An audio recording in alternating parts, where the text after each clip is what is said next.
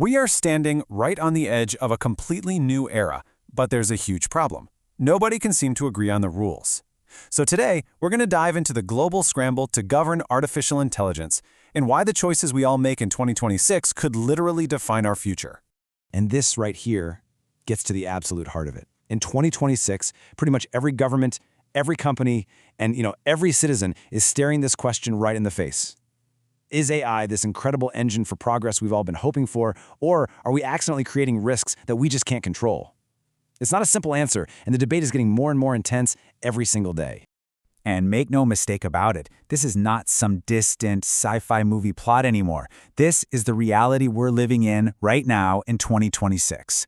We are at such a critical moment, a real fork in the road, where the decisions we make about AI are going to have massive long-term consequences. And that leads us right into the core of the problem, what we're calling the 2026 AI dilemma. You can think of it like a high-stakes balancing act. On one hand, you've got this push to innovate as fast as we can, but on the other, there's this desperate need to pull back just enough to make sure we stay in the driver's seat. So you've got these two incredibly powerful forces at play. On one side, there's this immense pressure to innovate, to be the leader, to get that technological and economic edge. But then, on the other side, you have this growing chorus of voices from the public, from scientists, from ethicists, all calling for caution, for smart regulation, and for real accountability. Now, this whole dilemma, it brings up our first massive challenge, national security. Some people are even framing this as a new kind of global arms race, where AI isn't just about who has the best economy, but about who holds the most global power. You see, major world powers are already integrating AI into their militaries, and they're doing it fast. We're talking about everything from smarter defense systems and lightning-fast intelligence analysis, all the way to AI-driven cyber operations. And that's sparking some very real fears of a new kind of arms race, one that's fought with algorithms and autonomous machines. So here's the absolute crucial point. Without a shared set of rules, think of it like a Geneva Convention for AI. The risk of a catastrophic mistake just skyrockets. An AI system could misread some data or misinterpret a signal, and that could lead to a rapid escalation that humans just can't stop in time. That is the nightmare scenario everyone is desperately trying to prevent. Okay, so let's pivot from this kind of global, existential threat to something that hits a lot closer to home for all of us. How is this AI revolution affecting our jobs, our livelihoods, and the entire global economy? This is what's being called the Great Workforce Shift. AI's impact on the economy is a classic double-edged sword.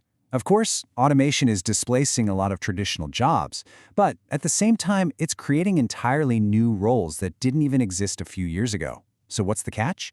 Well, these new jobs, they almost always require highly specialized, advanced technical skills. And the direct consequence of that shift is a potential explosion in inequality. We could be heading toward a world that's divided between those who have the skills to work with these new AI systems and a huge population that gets left behind. And that is putting immense pressure on governments to figure something out, and fast. So what are they considering? Well, three big ideas are at the center of pretty much every debate. First, ramp up investment in education for the next generation. Second, fund massive reskilling programs to help the current workforce adapt. And third, strengthen social safety nets to cushion the transition for people who are most affected. So, whether we're talking about military security or economic stability, you see how it all boils down to this one central challenge: the search for global rules in a world that, let's be honest, rarely agrees on anything. And what's really driving this push for rules? Well, it's a few really serious practical concerns. We're talking about trying to manage bias in automated decisions, containing the insane spread of AI-generated misinformation, and figuring out what to do about the immense power being concentrated in the hands of just a handful of tech giants. But here is the core problem. As every country rushes to create rules, they're not creating the same rules. This leads to a really important concept called regulatory fragmentation. Basically, it's a messy, confusing patchwork of different laws all over the world, making it almost impossible to navigate. And you can see this playing out right now in real time. For instance, some regions are building these really comprehensive laws that are all about protecting citizens and ensuring accountability. Others are taking a more hands-off, laissez-faire approach because they want to supercharge innovation and become the tech leader. And still others are trying to find some kind of middle path. You can see why a single global standard is so incredibly difficult to achieve. So the big takeaway here is that while international groups are absolutely trying to find some common ground, progress is painfully slow. And why is that? It's because every nation's approach to AI is deeply tied to its own economic goals and its own geopolitical ambitions. And we have to understand the stakes here. The choices being made right now, in 2026, they aren't just going to affect us for the next few years. These decisions will very likely shape the global economy, the international balance of power, and our daily lives for decades to come. Which really leaves us with this final, critical question. The technology is moving at a truly incredible speed.